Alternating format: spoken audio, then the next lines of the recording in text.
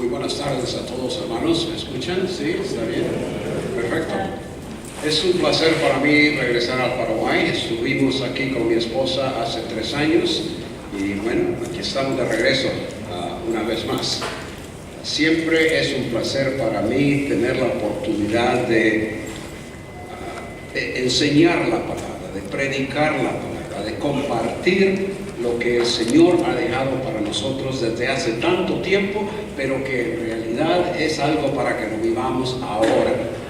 De manera que cuando hablamos del libro de Ruth, algo que sucedió hace tantos años, nos preguntamos, ¿qué puede haber allí en una historia tan bonita que creo que la mayoría de nosotros la sabemos de memoria y la hemos estudiado en la escuela dominical, la hemos enseñado a los niños, la hemos leído y releído, pero ¿qué puede haber allí, algo de hace tantos años, que quiera enseñarnos hoy? Bueno, hemos titulado el desarrollo de esta conferencia, el nombre que le hemos dado, basado en el estudio de lo que allí encontramos. ¿Alguien se acuerda? Soberanía, responsabilidad y bendición. Son 3 cosas que salen a relucir en este libro y que francamente en lo personal no recuerdo haber escuchado esa exposición. El Señor me ha permitido estar trabajando en los últimos años en realidad en enseñar este libro. Todos los años vamos a Honduras para enseñar lo que llaman exégesis de hebreo, es decir, desgranar el libro, entenderlo, leerlo en el hebreo, analizarlo y todo eso. Y eso me ha ayudado a tener un mejor entendimiento de lo que el Señor está enseñándonos allí. Dios mediante, el próximo año tendremos un libro para que esté disponible y pueda ser usado tanto en manera personal como en las iglesias, y desde luego mi deseo es que los pastores, los predicadores puedan ahondar su conocimiento de lo que la palabra nos enseña en el libro de Ruth. Decimos soberanía. Cuando hablamos de soberanía estamos hablando del poder de Dios, la soberanía de Dios, la autoridad que Él tiene para actuar de acuerdo a su voluntad en su creación. Ahora bien, la pregunta es que eso lo entendemos desde el punto de vista de las cosas que suceden. Decimos, por ejemplo, un gran huracán que afecta una área como recién en Estados Unidos, este huracán que iba, o una inundación o un terremoto, es la soberanía de Dios. Pero ¿qué cuando eso me toca a mí directamente? ¿En qué consiste la soberanía de Dios en lo que a mí se refiere? Y creo que el libro de Ruth nos lo enseña. Permítanme darles una pequeña anécdota que nos ilustra esto de lo personal. En 1945, eso hace cuántos años, muchos, siglo pasado, 1945, un joven y una señorita recién casados no tenían muchos recursos, pero habían ahorrado durante su noviazgo para el tiempo de casarse y después ir a una luna de miel. Pues se casaron y partieron para ir a la luna de miel. Llegaron a un hotel y les dijeron, bueno, lo sentimos mucho, pero este ya no es un hotel, ahora es un lugar, una casa de rehabilitación. Pero le voy a informar de un señor que tiene una tienda de víveres. Y él quizás les pueda informar, conoce bien el área aquí, les puede informar a dónde pueden ir ustedes. El señor de la tienda de víveres vio que aquellos 2 jóvenes, por su hablar, por su manera de conducirse, eran cristianos, y les ofreció que se quedaran en la parte superior de la tienda donde tenía un departamento. Y ellos pues aceptaron, obviamente, supongo que quizás un poco desanimados, pero aceptaron. Y el hombre pensó, bueno, yo quisiera que estos jóvenes pasaran su luna de miel en un lugar mejor. Fue a pedirle a un pastor, no, a un creyente, si él sabía de algo mejor para estos jóvenes. Y el hombre dijo, bien, yo los invito a mi casa, ellos pueden pasar aquí su luna de miel. Y así fue. Bueno, estando allí, el hombre creyente les informó que en esos días estaba llevando una cruzada, una conferencia con énfasis para los jóvenes, y que el director de la música se había enfermado, y habiendo entendido que el joven recién casado era músico, le invitó. ¿Por qué no ayuda usted en esto? Él aceptó. Pudo haber dicho, estoy de luna de miel, no me comprometo a esas cosas, pero no, él aceptó. De manera que fue a este lugar donde se tenía la cruzada, la conferencia, y el predicador era un joven recién comenzado en esto de predicar a las multitudes. Su nombre, Billy Graham. El hombre que le pidieron que dirigiera la música, quizás ustedes no lo conocen, pero personas de antaño, particularmente en Estados Unidos, conocen bien el nombre Cliff Barrows.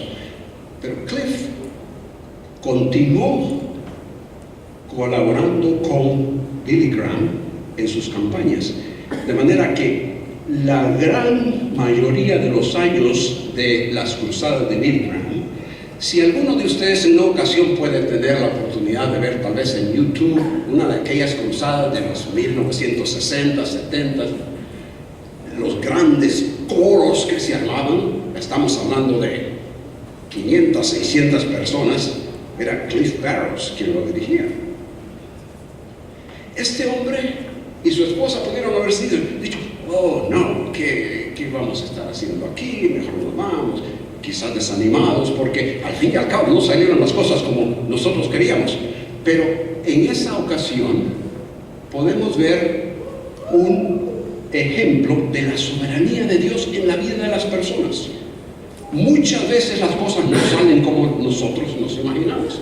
Y en el libro de Ruth nos vamos a ver, ustedes ya conocen la historia, pero lo vamos a ver específicamente que lo que las personas de quienes se relata la historia y se nos dice lo que sucedió acerca de ellas, no se imaginaron absolutamente nada de que esto habría de suceder, cosas como las que le sucedieron. En el libro de Ruth vemos tanto la soberanía de Dios, Él actuando para llevar a cabo su plan, como por otra parte la responsabilidad humana, como el caso de estos jóvenes. Lo que el Señor les puso en ese momento, ellos lo consideraron, este joven lo consideró como una responsabilidad delante de Dios y procedió a hacer lo que se requería de él en ese momento, o la oportunidad que se le ofrecía. Y así tenemos en el libro de Ruth tanto la soberanía de Dios, Él actuando, dirigiendo para llevar a cabo su plan, pero por otra parte la responsabilidad. Vamos a ver de que si la responsabilidad no se hubiese confrontado por parte de algunos personajes en esta historia, quizás el Señor hubiera actuado de otra forma. El propósito del libro de Ruth, demostrar la soberanía de Dios en lo que Él hace y permite. Digo y permite porque Dios no lo hace todo. ¿Será cierto? No lo hace todo, porque incluye también la responsabilidad. Él le da al hombre responsabilidad y muchas veces Él permite las cosas. Unas veces las ocasiona y otras veces Él las permite. Demostrar la soberanía de Dios en lo que Él hace y permite, tomando en cuenta la forma en que cada quien reacciona a su responsabilidad para realizar su plan de bendición. En el caso del libro de Ruth, específicamente conduciendo las circunstancias y acciones hacia el establecimiento de la familia de la cual habría de proceder el que sería rey en Israel. Cosa que ninguna de estas personas se imaginó y no se dio cuenta que sucedió, porque hasta que pasaron a la historia nos damos cuenta que alguien surge a quien el Señor había planeado desde antes de la fundación del mundo y que había estado presente en la creación, siendo Él mismo el creador, para que en determinado momento saliera, se presentara en la tierra como lo que llamamos el segundo David, el hijo de David. Primeramente salió el padre, es decir, David, donde se estableció la jerarquía, la monarquía, y luego sale años, siglos después, el que había de ser su hijo. ¿Quién se imaginó de aquellos que estaban en ese tiempo en Belén y luego en Moab y de regreso en Belén? ¿Se imaginaron que eso sucedería? No, pero la soberanía de Dios estaba actuando y Él entregando responsabilidad a cada una de estas personas. Específicamente Dios en el libro de Ruth, conociendo las circunstancias y acciones hacia el establecimiento de la familia de la cual saldría el que habría de ser rey en Israel. A esto le llamo un resumen interpretativo, porque no solo es un resumen diciendo lo que sucedió ahí, lo que sucedió ya más o menos lo sabemos todo, pero interpretando algo de esto. En un tiempo que podríamos considerar como de pobreza espiritual, porque nos dice ahí que esto sucedió en el tiempo cuando los jueces juzgaban. En un tiempo de pobreza espiritual en Israel, Elimelech, el personaje con quien comienza esta historia, salió de la tierra de la promesa con su familia, deseando encontrar o preservar la vida, pero se encontró con la muerte. Los hijos que permanecieron en Moab y se casaron también allí, ¿qué sucedió? También murieron. Entonces Noemí, la viuda de Elimelech, queda completamente sola, excepto obviamente por las dos nueras, las viudas de sus hijos.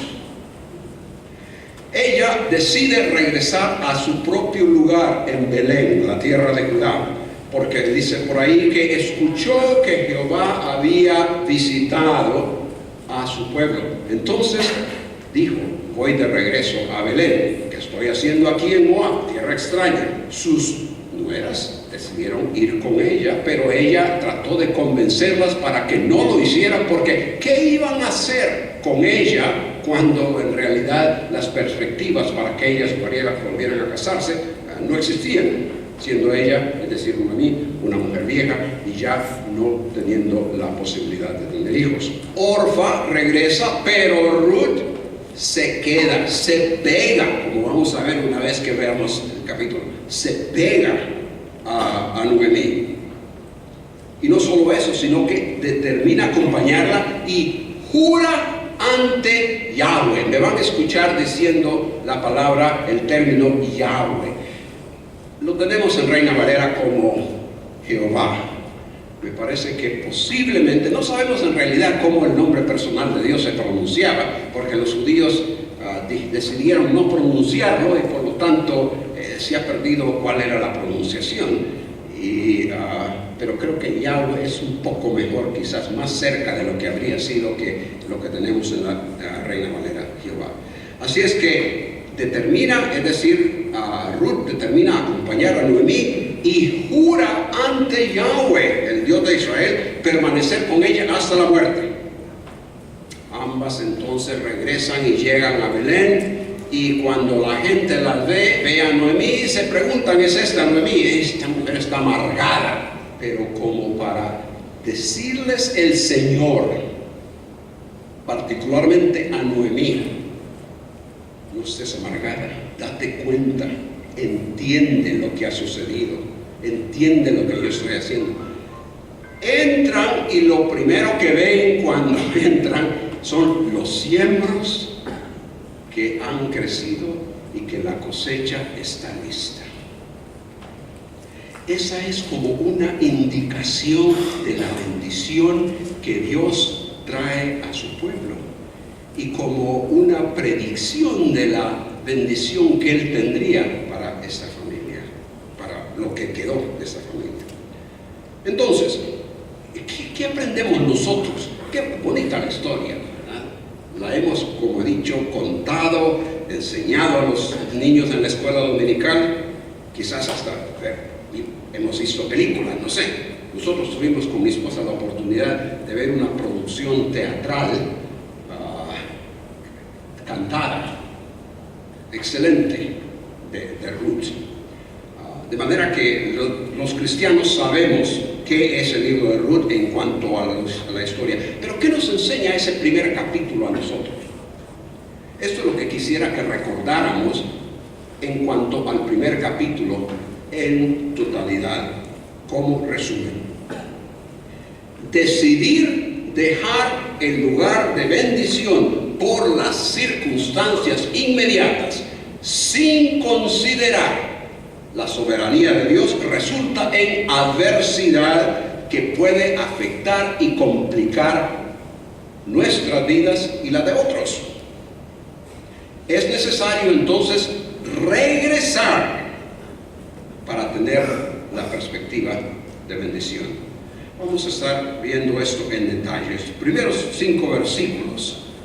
primeros 5 versículos, como dijimos, dice ahí que aconteció en los días que gobernaban los jueces. Espero que cada quien tenga su Biblia abierta allí enfrente. Aconteció en los días que gobernaban los jueces que hubo hambre en la tierra.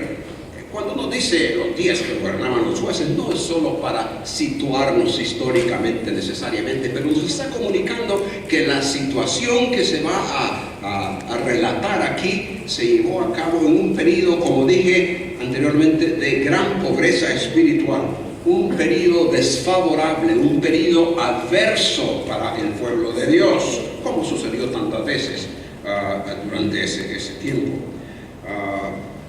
En Jueces 17:6, quisiera anotarlo nada más, no lo vamos a ver específicamente por cuestión de tiempo, pero en 17:6 y luego en 21:25 de Jueces se repite esa frase que bien la conocemos: cada uno hacía lo que bien le parecía. Ese era el tiempo de los jueces, esa era la identificación del tiempo de los jueces, la identificación del siglo XXI, ¿no? Cada quien hace lo que bien le parece. Literalmente lo que el hebreo dice, cada quien hace lo recto ante sus ojos. Lo recto, en otras palabras, se conducían por lo que veían. En efecto, conocen ustedes bien la historia de Sansón. Sansón va a un lugar donde están los filisteos y ahí ve a una mujer quien le atrae y quiere casarse con ella. Y cuando le dice a sus padres que se quiere casar con aquella mujer, lo que le dice es: ella me agrada. Esa es la traducción que tenemos en Reina Valera.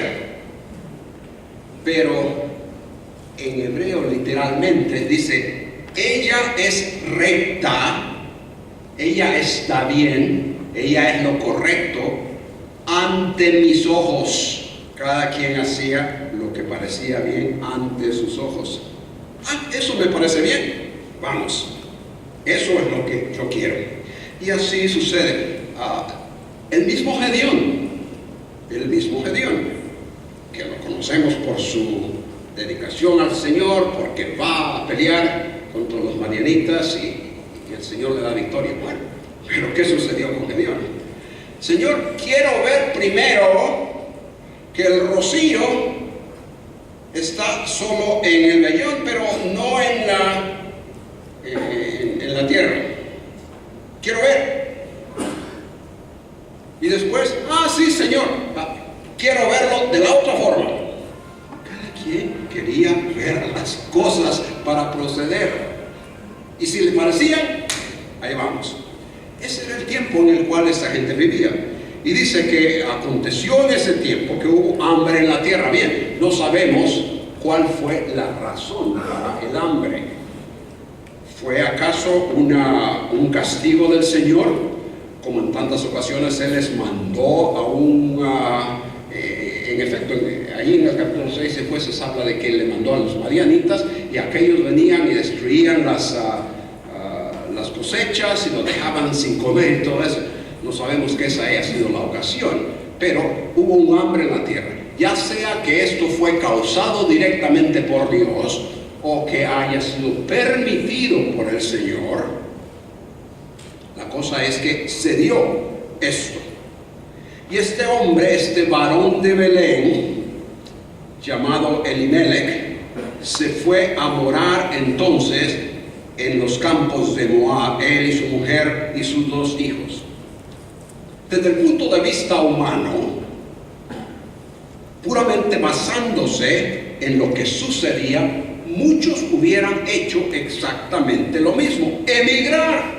Aquí no se puede vivir, no hay que comer, se me va a morir la familia, entonces mejor me voy a un lugar donde sí haya que comer.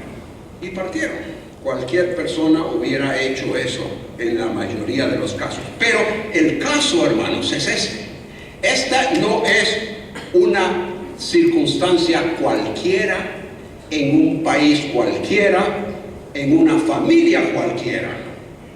Esto sucede en una familia que pertenecía al pueblo escogido por Dios para vivir en el lugar donde Él les había designado para bendición.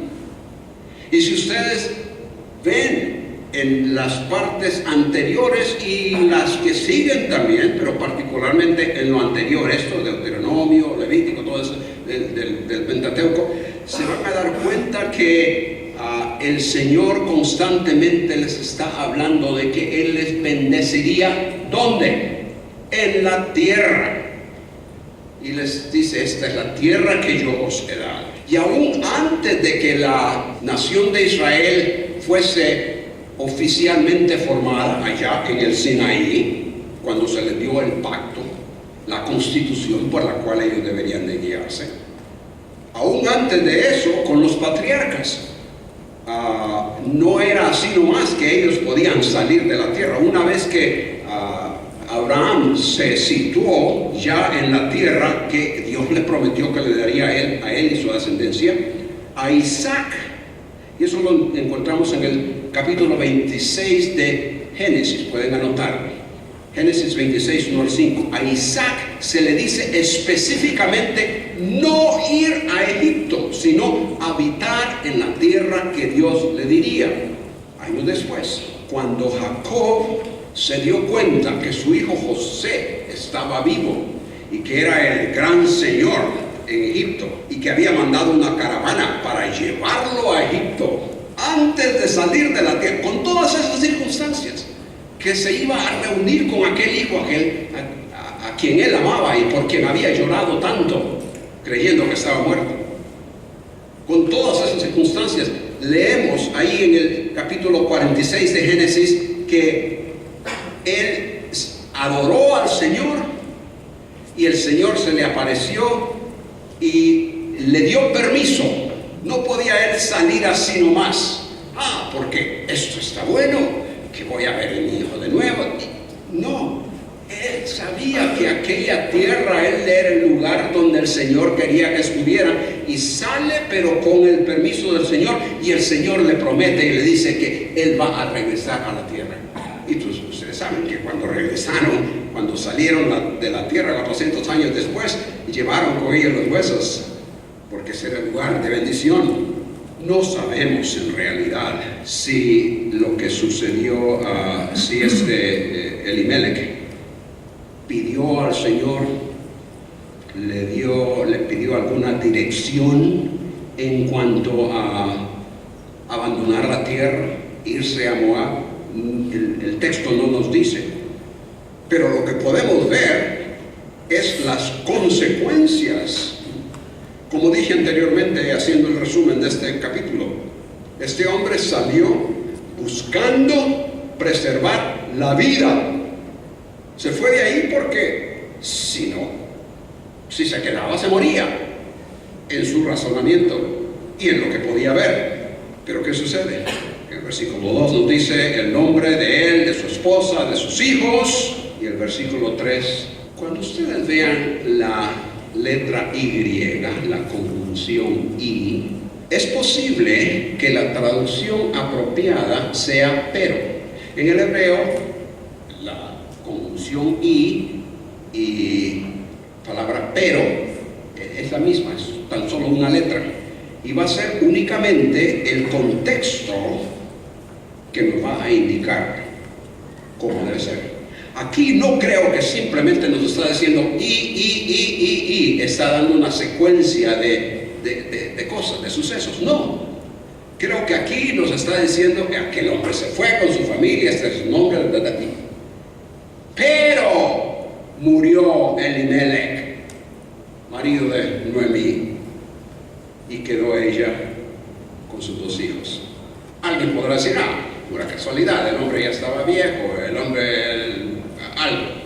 Pero es muy interesante lo que sucede un poco después de eso, porque pasamos al versículo que sigue, donde nos habla de los 2 hijos. Es el antecedente al final del versículo 3, sus 2 hijos, los cuales, versículo 4, es decir, ellos tomaron para sí mujeres moabitas, y nos da los nombres de ellas, y el nombre Orfa y Ruth, y dice que habitaron allí unos 10 años. Cuando leímos al principio de que fue a morar, versículo 1, esa palabra morar, por lo general, en el texto hebreo, en el idioma hebreo, se refiere a una estancia temporal. Es ir a morar a cierto lugar por cierto tiempo, no como para emigrar a cierto lugar y venir a ser residente de ese lugar. Pero lo que sucedió es que supongo que con el tiempo las cosas vinieron a ser más cómodas para ellos ahí en Moab. Y una vez más, desde el punto de vista humano, vamos a decir, bueno, si nos vamos a cierto lugar y allí las cosas nos van bien, ¿para qué nos vamos a regresar a donde estábamos mal? Y particularmente estos 2 jóvenes. Un joven se va a cierto lugar, ahí las cosas les van bien, ve que tiene grandes perspectivas para el futuro. Aquí continúo con mis planes, aquí desarrollo todos mis talentos. Y quizás ese fue el caso con estos 2 que, bueno, encontraron un par de chicas por ahí y cada quien dijo, con esta me quedo y aquí me quedo. En el versículo 5, ¿cuál es la primera palabra en Reina Valera? Y según lo que acabo de decir hace unos minutos, pero murieron también. Y esa palabra ahí es muy importante también, porque nos está indicando que no solo el padre, quien ya había tomado una decisión y al cual le vino cierta consecuencia, que ahora creo que podemos decir con mayor certeza que es algo que vino de Dios, posiblemente como un castigo, una disciplina, pero murieron también los 2, Mahlón y Kelión, quedando así la mujer desamparada de sus 2 hijos y de su marido. La palabra desamparada ahí no está en el texto, es más que todo una interpretación. El énfasis que el texto nos está haciendo es la palabra sin, S-I-N, sin, que indica desprovista de algo. Y por eso Reina Valera pone desamparada. Pero dice literalmente, y quedó la mujer sin sus 2 hijos y sin su marido. Y por eso interpretan desamparada. Y la situación aquí, hermanos, es que en ese tiempo, hoy día, estamos siglo XXI, tiempos modernos, cuando la mujer trabaja fuera de la casa, puede seguir una carrera, muchas veces hasta gana más que el marido. Siglo XXI. Pero no en ese tiempo en Israel, cuando la mujer dependía, en todo sentido, dependía de su marido. Si no de su marido, de su padre. Ese era el contexto, esa era la cultura, esa era la forma que se desarrollaba la familia en ese tiempo. De manera que esto viene a ser verdaderamente caótico para esta mujer. Sin su marido, bueno, eso seguramente la afectó. Pero ahora sin sus dos hijos, ya no hay varones en la familia. ¿Quién va a cuidar de ella? Ella no puede ir a buscar trabajo y decir tengo esta y esta y esta experiencia. No, imposible. Ella queda totalmente destituida. Y no solo eso, son 3 las que quedan así, viudas, destituidas. Veo en esos versículos que estamos examinando ahorita este principio para nosotros, hermanos. No tomemos decisiones basadas puramente en las circunstancias. No tomemos decisiones basadas puramente en las circunstancias. Pero desafortunadamente es así como la sociedad, nuestro mundo en general actúa, y patéticamente aún más grave, que hay creyentes que actúan de esa forma, basándonos en las circunstancias. Esto está bueno, esto no, esto me parece, esto no, y entonces voy por aquí. El Señor, en este caso, creo estaba enseñando una lección que resultó muy dura y ya difícil de aprender para los que parten, estos hombres, pero sí queda algo para que las viudas, y en este caso principalmente Noemí, pueda comenzar a pensar en eso y tratar de entender lo que Dios está deseando enseñarles. Todos debemos saber y tener presente que no hay nada que suceda aparte de la voluntad de Dios. De manera que si se suscitan circunstancias difíciles, habremos de intentar resolverlas nosotros, basados en las circunstancias, basados en lo que vemos, en lo que percibimos, en lo que creemos y nos parece que es lo mejor. Debemos tomar decisiones y proceder en la forma que a nosotros nos parece. ¿Acaso no debemos de preguntarnos ante todo cuál es la voluntad de Dios? ¿Qué es lo que el Señor quiere que yo haga? ¿Qué es lo que Él está enseñándome con esta situación que se ha suscitado en mi vida? Eso es lo que debemos hacer. De manera que llegaron a Moab, se quedaron, se casaron y murieron, dejando a la mujer totalmente destituida, no solo a la mujer, sino a las mujeres. Las malas decisiones que hagamos tienen consecuencias, hermanos, serias para nosotros muchas veces.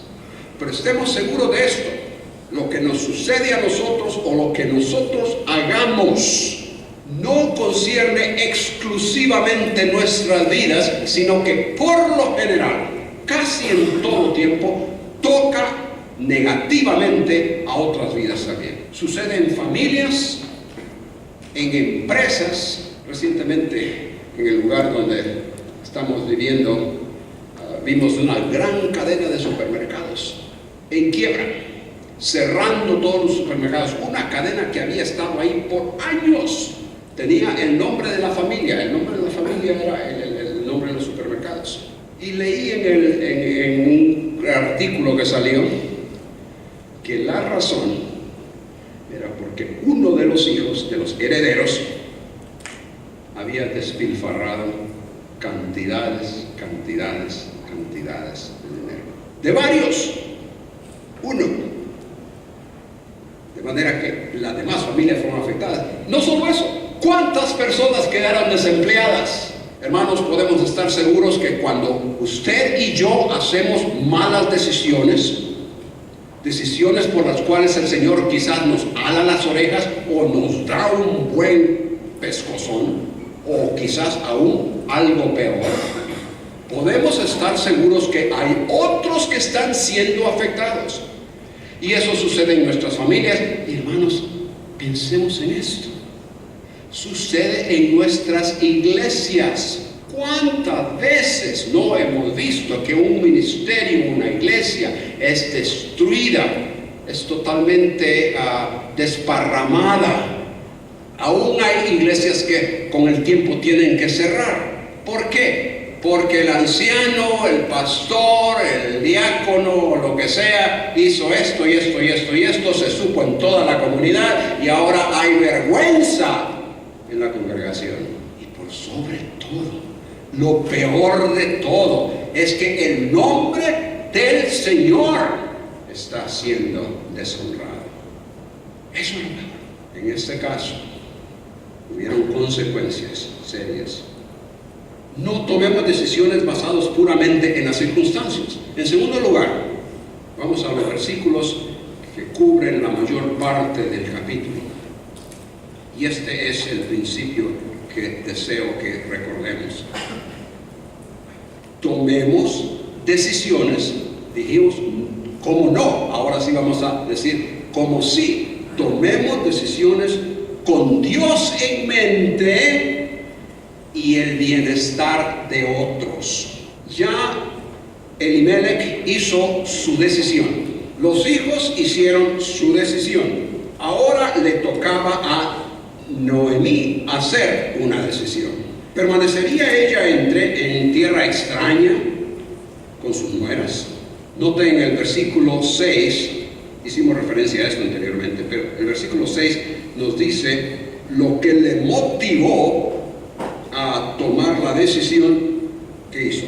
Entonces se levantó con sus nueras y regresó de los campos de Moab. Y luego la palabra muy importante en nuestro estudio bíblico, siempre que veamos esta pregunta, esta palabra, ¿por qué? Cuando veamos un por qué, preguntémonos, ¿por qué? ¿Por qué está este por qué aquí? Nos introduce una razón. Ahora nos dice por qué es que ella se regresó, emprendió camino, saliendo de los campos de Moab, porque oyó en el campo de Moab que Jehová, Yahweh, había visitado a su pueblo para darles pan. Esa palabra visitar es una palabra que se usa mucho en la Biblia.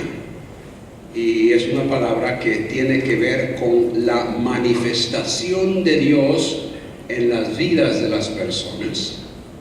Y esa manifestación puede ser o para bendición o para maldición o castigo. De manera que esta visitación, esta manifestación de Dios en Belén, en Judá, fue una visitación para bendición, porque les había dado pan. Ustedes saben qué significa la palabra Belén. En hebreo es Bethlehem. La acortamos en español a Belén. ¿Qué significa alguien? ¿Alguno de los jóvenes sabe qué significa Belén?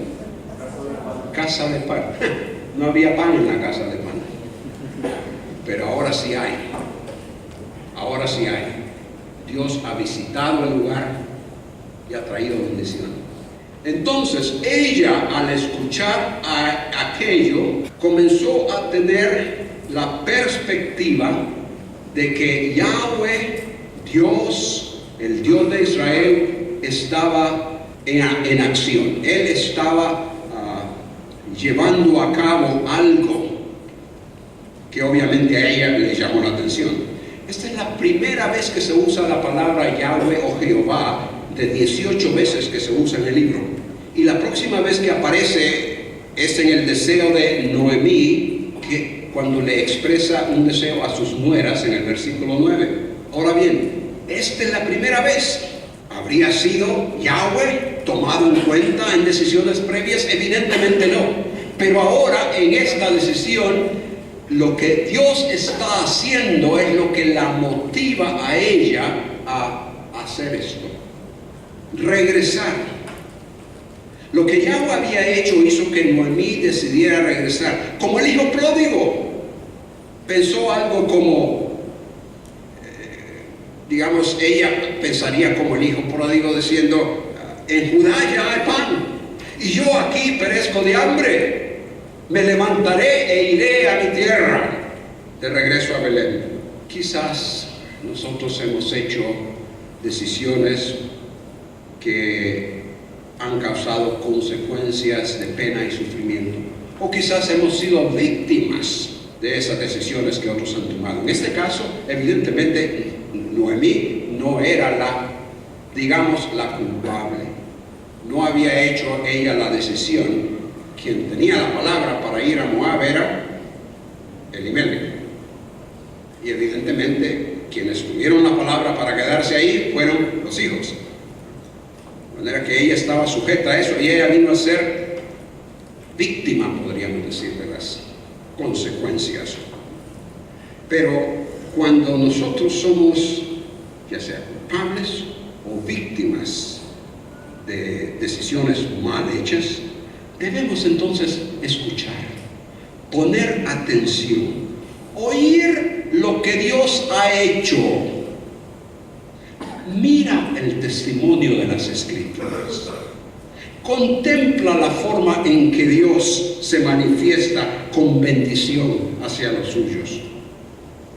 Y como resultado, vuélvete a Él. Regresa al lugar donde Él bendice, a su palabra, a sus caminos. La decisión de Noemí fue para sí misma, pero no necesariamente para sus nueras. Pero ellas, en el versículo 7 nos dice que emprendieron camino.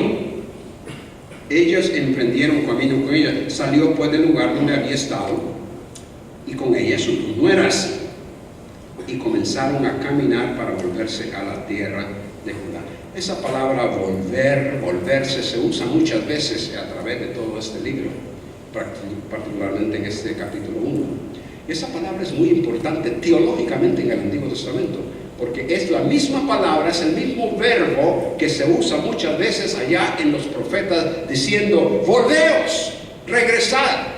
Y la idea es arrepentimiento, arrepentíos. Esa es la idea. Como que si había cierto entendimiento de esto en la vida de ella, no estoy seguro que hubiese sido tal cosa en la vida de ellas. Ellas sencillamente estaban demostrando lealtad, el amor que le tenían a esta mujer, y estaban dispuestas a ir con ella. Pero Noemí persiguió la situación para ellas, la cual involucraría tremendas dificultades. Esas mujeres habrían sido extranjeras en la tierra de Judá, en Belén.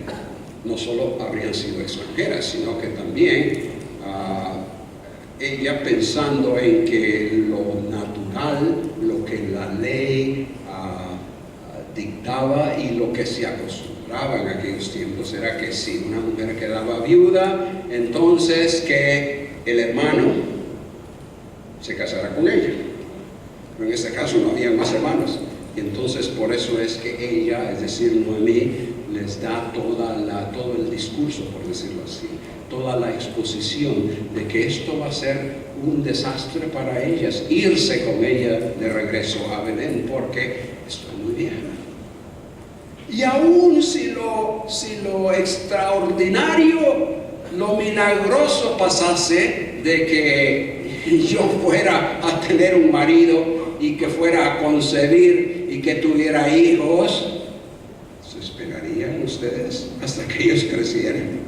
Ella les expone cuán difícil era la circunstancia para ellas, y desde luego por esa razón dice en el versículo 8, noten ustedes el versículo 8, dice, Noemí dijo a sus dos nueras, andad, volveos, ahí está la palabra regresar, pero volveos en dirección contraria, cada una a casa de su madre, dice, dirección contraria a la de ella, pero la dirección, podríamos decir, correcta para ellas, de dónde habían salido. Volveos a cada una a la casa de su madre. Noten lo que dice ahora: Yahweh haga con vosotras misericordia, como la habéis hecho con los muertos y conmigo. Esa palabra traducida a misericordia es una palabra muy, muy importante en el Antiguo Testamento. Es una palabra que se relaciona frecuentemente con el pacto que Dios estableció con el pueblo de Israel.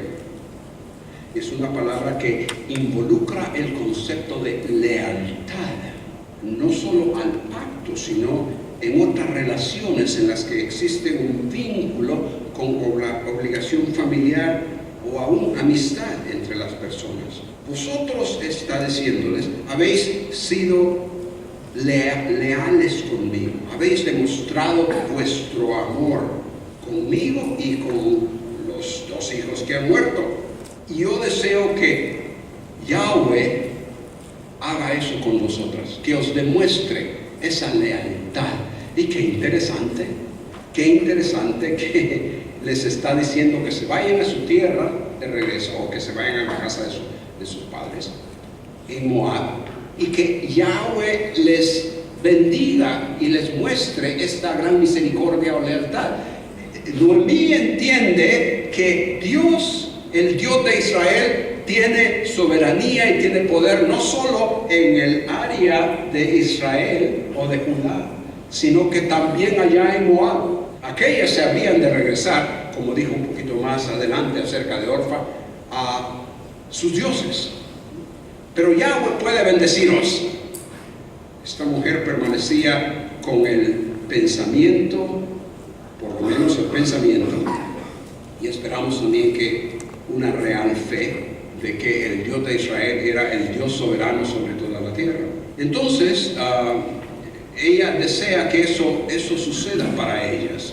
Esa palabra misericordia era amor, fidelidad, lealtad, y ella desea que, como ella ha experimentado de parte de sus dos nueras, eso, que ellas lo experimenten de parte del Señor, de Yahweh. El versículo 9 explica en qué consiste esa misericordia o lealtad que ella desea que Yahweh les exprese a ellas. Y le dice: os conceda Yahweh que halléis descanso. ¿Qué es esto de descanso? Noten, descanso, y luego explica: cada una en casa de su marido. El descanso para ellas consistiría en entonces ya tener la seguridad de alguien que respondiera por ellas. En estos momentos están destituidas. Lo único que pueden hacer es regresar a la casa de sus padres. Pero qué interesante que le dice Noemí: cada una regrese a la casa ¿de quién? De su madre. De los padres habían muerto. Y esa no era una buena situación para ellas tampoco, porque no había hombre en la casa, como se dice. Y en ese tiempo tal cosa era trágica. Pero por eso el descanso que les desea es que ellas puedan tener un día un marido, quien responda por ellas, quien las proteja en todo sentido. Hasta entonces no podrían tener ese descanso. Las besó y ellas alzaron su voz y lloraron. Y le dijeron: ciertamente nosotras iremos contigo a tu pueblo. Supongo que esta quizás fue una decisión que ellas quisieron o intentaron hacer basadas en la emoción del momento. Se están despidiendo de alguien con quien han vivido quizás 10 años, no sabemos cuánto tiempo de esos 10 años fue que estuvieron casados con ellas, pero habían convivido con esa mujer, evidentemente habían desarrollado una lealtad y amor sincero hacia ella, y ahora tienen que separarse para no verse jamás.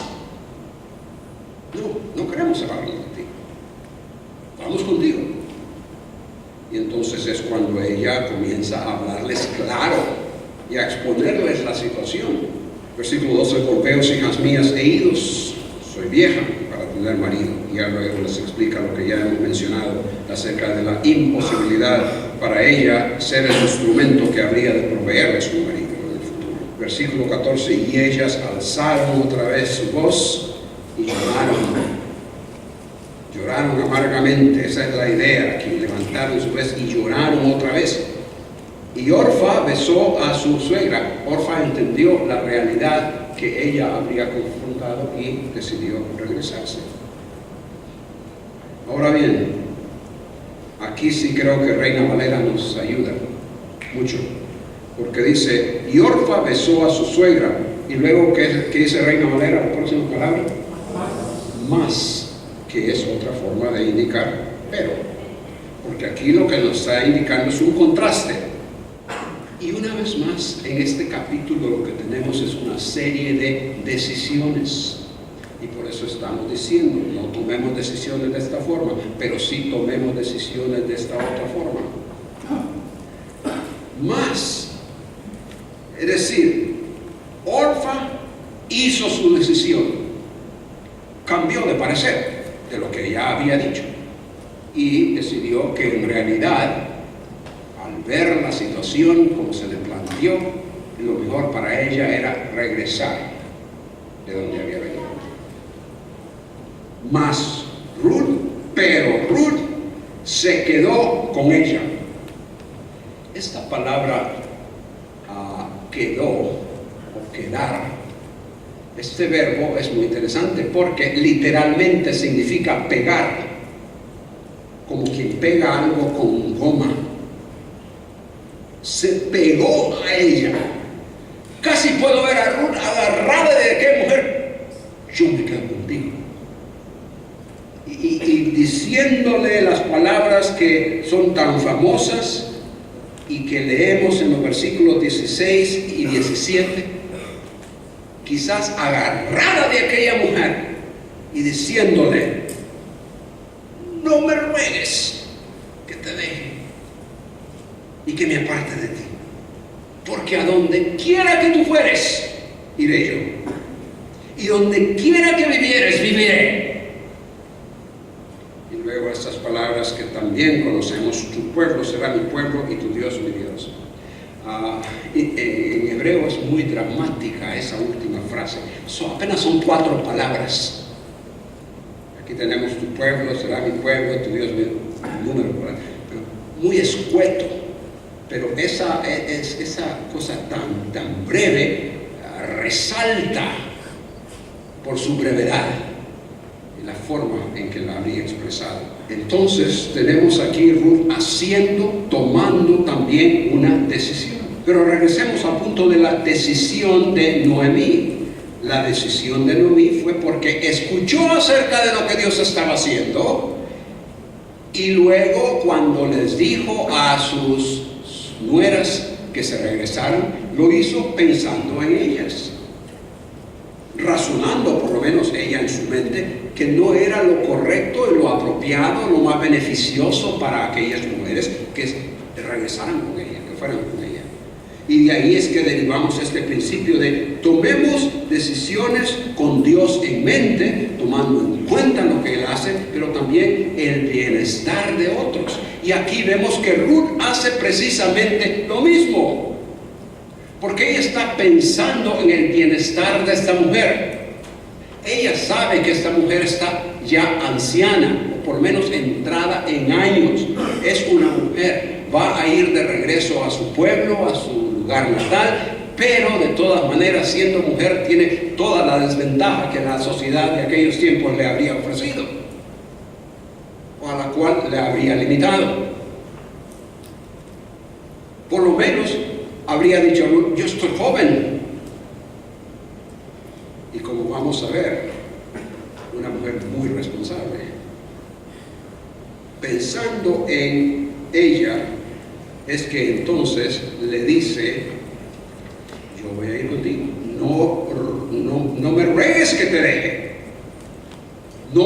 Literalmente le está diciendo, no me pidas abandonarte, porque a donde camines, literalmente, yo caminaré. Y en donde pases la noche, yo pasaré la noche.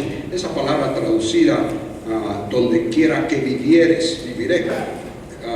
Da la impresión al leer Reina Valera que es que van a llegar a cierto lugar y ahí van a vivir. No, esa no es la idea. La idea es que en la caminata, a donde vayas a quedarte, pasar la noche, ahí voy a estar yo contigo. Si es en el desierto, ahí. Si es en un oasis, ahí. Acordémonos que era una caminata extensa. No era de ir a tomar el bus o el camión o la camioneta, como le llamamos aquí, se le llama aquí en Paraguay. O ir en burro. No, era caminata. Donde tú pases la noche, allí voy a pasarla yo. Se está comprometiendo a término medio o a término corto, término medio y también a término largo, porque dice, en donde tú mueras, yo moriré ahí. Entonces se está comprometiendo hasta la muerte. Hasta ahí podríamos decir, qué cosa. Está bien, esta mujer verdaderamente tenía lealtad y no podemos negarlo, tenía amor hacia su suegra. La parte que sigue en ese versículo 17 es interesantísima, porque dice literalmente, así haga Yahweh a mí y así añada. Ahora, ¿qué significa el así? No sabemos. Pero es una expresión que se usa en otras partes de la Biblia. Así me haga Yahweh y así me añada. Evidentemente, esta era una expresión que se usaba haciendo uso de, valga la redundancia, haciendo uso de alguna señal. Quizás diciendo, así me haga Jehová. Nosotros diríamos, sabemos qué es esto, ¿verdad? Y la idea es que me mate, que me haga lo que Él quiere, si yo fallo en mi palabra. En otras palabras, ella está haciendo un juramento delante de Dios que lo que le ha dicho a esta mujer lo va a llevar a cabo. Tal era su dedicación a esta mujer. Pero obviamente, podríamos decir, no sabemos con seguridad, pero podríamos decir que quizás ese es el momento de conversión de Ruth, porque hasta aquí es que donde vemos las palabras que salen de su boca y evidentemente de su corazón, cuando se compromete a que el pueblo al cual ella va a ir a vivir con esta mujer, ella lo va a adoptar como que si fuera propio. Pero no solo eso, eso se espera. Nosotros salimos del país donde nacimos hace 55, 56 años. Obviamente hemos adoptado el lugar donde vivimos. Se espera que adoptemos. Pero no solo eso. Ese Dios en el cual tú crees y del cual nos han hablado, ese va a ser mi Dios. Yahweh, el Dios de Israel, el soberano Señor. Y luego dice el versículo 18, viendo Noemí que estaba tan resuelta, literalmente dice, entonces vio ella, literalmente, que estaba fortalecida para caminar con ella, así que cesó de hablarle. Esa palabra traducida aquí tan resuelta es la palabra fortalecerse. Nosotros diríamos en castellano, en español, hoy, se hizo la fuerte. En otras palabras, que no se va a mover de lo que dijo, se queda ahí, está fortalecida, esa es la idea. Se hizo la fuerte, de manera que entonces ya no va a hablarle más. Desistió de hablarle, se convenció de la demostración de amor y de lealtad de esta mujer. Y caminaron ellas hasta su llegar a Belén, y sucedió que cuando llegaron a Belén, se conmovió toda la ciudad. Hemos dicho que no hagamos decisiones basadas puramente en las circunstancias. En segundo lugar, hagamos decisiones tomando en cuenta a Dios y el bienestar de otros. Y en tercer lugar, en estos últimos versículos aquí, decidamos regresar al lugar de bendición, haciendo a un lado las penas del pasado y los problemas del presente. Permítame repetir eso. Decidamos regresar al lugar de bendición, haciendo a un lado las penas del pasado y los problemas del presente. Y esto lo vemos en la vida de Noemí en forma negativa, porque ella hace todo lo contrario. Y por eso queremos ponerlo en una forma positiva. Porque dice que caminaron ellas dos hasta que llegaron a Belén. Y sucedió cuando llegaron a Belén que se conmovió toda la ciudad a causa de ellas. Y decían, ¿es esta Noemí? Obviamente los años habían pasado, por lo menos 10 años habían pasado. Aquella mujer había cambiado, quizás demacrada por el sufrimiento. Obviamente en 10 años, no sé hace cuántos años vine a Paraguay la primera vez, pero ya hace unos buenos años. Seguramente si hay por ahí alguna foto, o si alguien se acuerda de mí, dicen ahora, qué viejito está. Pero vamos cambiando. Y la gente se conmovió al verla y dice, ¿está en mí? Caramba, ¿cómo ha cambiado? Y entonces leemos ahí en el versículo 20. Y les dijo a ellas, no me llaméis Noemí, llamadme Mara, porque me ha amargado el Todopoderoso grandemente. Esa palabra ahí, grandemente, en la forma que aparece en el verbo, es un superlativo. Mucho más, grandemente.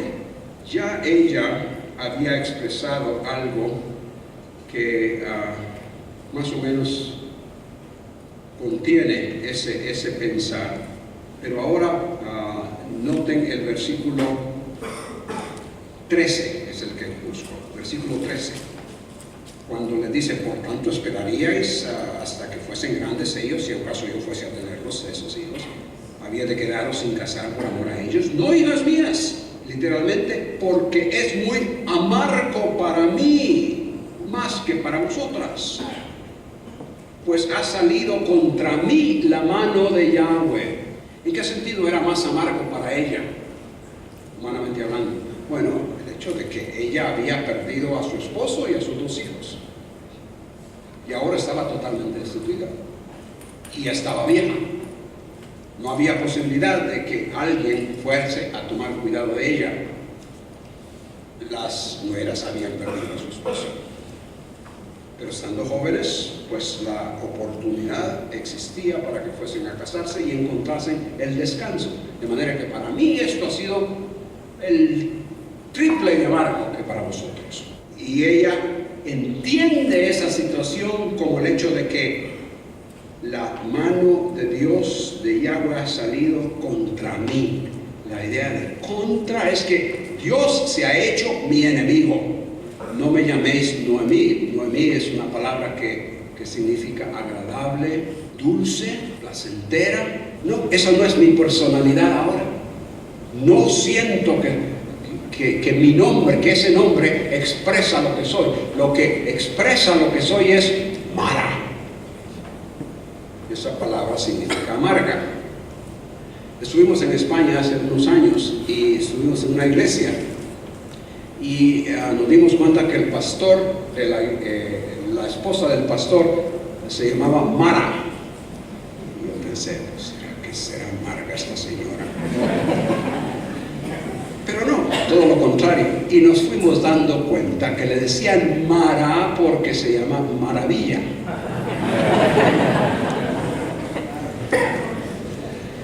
Pero este no era el caso con Noemí. Ella sí estaba verdaderamente amargada. Y total que regresó, y noten ustedes la queja de ella. Dice, yo me fui llena. Mentiras. No se fue llena. se fue precisamente porque no tenían que comer. Pero ella lo consideró. Quizás estaba hablando en términos de que tenía esposo y hijos y ahora no los tiene. Pero no es totalmente cierto el hecho de que se fue llena. Y ahora noten ustedes, pero Yahweh me ha vuelto con las manos vacías, sin nada. ¿Por qué me llamaréis placentera, dulce, agradable? Ya que Yahweh ha testificado contra mí. Sí, esa palabra "y", que dice ahí, y el Todopoderoso, la palabra es muy versátil, porque es la misma palabra que traducimos pero en otras ocasiones, pero también puede traducirse como lo he traducido yo, que es en el sentido de decir una afirmación. Yahweh ha testificado contra mí. Sí, el Todopoderoso me ha hecho mal, reafirmando lo que ya ha dicho. Yahweh ha testificado contra mí. Él ha sido no solo juez, no solo ha sido acusador, sino que ha sido testigo, y heme aquí como estoy. Pero el versículo 22, como dijimos allá al principio de nuestro estudio, es como una llamada de atención que el Señor le da a esta mujer, después de que se ha desahogado ante los demás, y les ha dicho cómo se siente, cómo considera su situación. Ahora dice, así que regresó Noemí y Ruth la moabita, su nuera, con ella, la que regresó de los campos de Moab, refiriéndose a Ruth. Y entraron ellas a Belén en el principio de la cosecha de cebada. Casi puedo ver a aquellas dos mujeres viniendo por el camino y entrando hacia los alrededores de Belén. Y lo que ven en el camino es aquellos siembros de cebada, ya listos para la siembra. Cuando se habían ido de allí, no había absolutamente nada. Estaba aquello rasado. Y ahora están rebosando, abundante. Es como que el Señor le dice, Noemí, ¿sabes lo que estás diciendo? Aquí tú has regresado al lugar donde yo he prometido bendición. Es interesante que verbos que se usan allá al principio, cuando salieron, fueron, llegaron a Moab, ahora se repiten en esta parte final. El principio del capítulo es: se van de la tierra porque consideran que Yahweh no les ha bendecido. Pero ahora, para ver la bendición de Dios, tienen que estar de regreso en la tierra. Decidamos entonces regresar al lugar de bendición, haciendo a un lado las penas del pasado. No como Noemí, que estaba marcada con lo que había sucedido y ofuscada por los problemas del presente. No, hagámoslo a un lado, sabiendo que en el Señor tenemos bendición. No sé cuál es la condición de los que todos los que aquí estamos, pero quizás alguna persona quizás se ha enfriado, se ha apartado un poco, se ha hecho a un lado porque piensa que el Señor ha estado en contra de ella. Se hace necesario regresar para obtener la bendición. Y es así también para aquellos que no conocen al Señor. En cierta forma decir regresar o venir al Señor para obtener, recibir la bendición que Él quiere dar. Sí, Él es soberano. Él actúa con todo su poder, con toda su soberanía, con toda su sabiduría para llevar a cabo su plan. Pero como vamos a ver aún mejor en los próximos capítulos, Él también nos da responsabilidades las cuales realizar. Que el Señor nos ayude a poner en práctica estos principios que tienen que ver con decisiones que todos confrontamos a diario en nuestras vidas. Tomemos en cuenta lo que Dios está haciendo y lo que Él tiene para nosotros. Oremos. Padre nuestro, Confesamos que han habido circunstancias o situaciones en las cuales no hemos entendido lo que tú has estado haciendo o lo que tú haces. Y pensando en lo que consideramos mejor para nosotros, hemos tomado decisiones. Quizás en estos momentos hay algunos o algunas hermanas que están confrontando una decisión crucial en sus vidas. Permite, Señor, que pueda haber ánimo, reto, desafío basado en tu palabra para poder considerar todo lo bueno que tú tienes y quieres hacer en cada vida. Y que podamos entonces tomar decisiones regresando al lugar donde tú bendices, a tu palabra, a la congregación, a los hermanos, a la comunión, para que allí tú nos muestres tu bendición. En el nombre de Cristo. Amén.